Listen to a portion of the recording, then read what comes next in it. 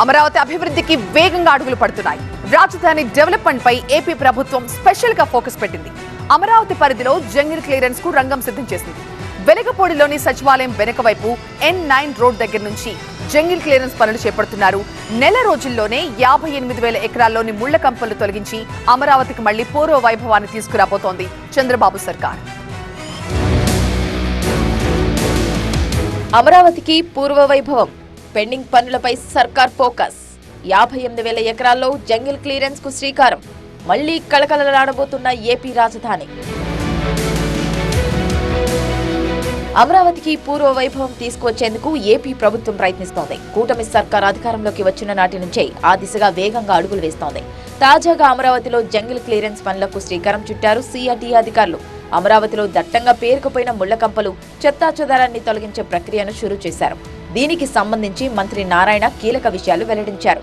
రాజధాని పరిధిలోని మొత్తం 58,000 ఎకరాలు, 99 డివిజన్లలోని ముళ్లకంపలను నెల రోజుల్లోగా తొలగిస్తామన్నారు మంత్రి Narayana.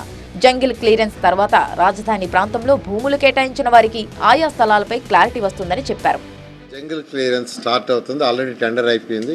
7 o'clock jungle clearance work start అవుతుంది. 1 monthలో అది క్లియర్ అయ్యేటట్టుగా 58,000 ఎకరాలు అది మొత్తం ఏరియా. 58,000 ఎకరాల్లో 1 monthలో 30 రోజుల్లో జంగిల్ క్లియరెన్స్ అయ్యి ఎవరైతే ల్యాండ్స్కి మేము అలాట్ చేసే వాళ్ళందరూ కూడా క్లారిటీ ఉంటుంది. కట్టుకోవడానికి పర్మిషన్ కూడా ఇవ్వడం జరుగుతుంది. అది దాదాపు 99 డివిజన్లు. యాక్చువల్గా 99 డివిజన్లో వాళ్ళు స్టార్ట్ చేయబోతున్నారు. మరోవైపు ఏపీలోని అనాధికార లేఅవుట్ల విషయంలో కఠిన చర్యలు తీసుకుంటామన్నారు మంత్రి నారాయణ.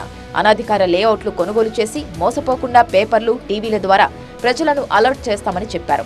అనాధికార లేఅవుట్ల సర్వే నెంబర్లను రిజిస్ట్రార్ ఆఫీసులకు పంపి రిజిస్ట్రేషన్లు చేయకుండా అధికారులకు ఆదేశాలు ఇస్తామని తెలిపారు.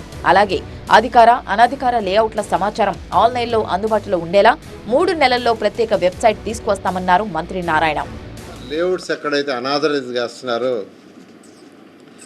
ఆ అనాథరైజ్ చేసే లేఅవుట్స్ని మేము పబ్లిక్గా టీవీల ద్వారా, పేపర్ల ద్వారా తెలియజేయబోతున్నాం. పలానా లేఅవుట్ అనాథరైజ్డ్, మీరు కొనుక్కుంటే ఇబ్బంది పడతారని. ఆ అనాథరైజ్డ్ లేఅవుట్ యొక్క సర్వే నెంబర్లు రిజిస్ట్రేషన్ ఆఫీస్కి ఇవ్వదలుచుకున్నాం.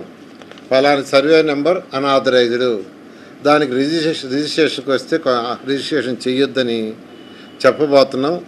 ఏవి ఆథరైజ్డ్, ఏవి అనాథరైజ్డ్ అనేది ఆన్లైన్లో ఒక వెబ్సైట్ క్రియేట్ చేసి పబ్లిక్ ఓపెన్గా ఉండేటట్టుగా చేస్తాం.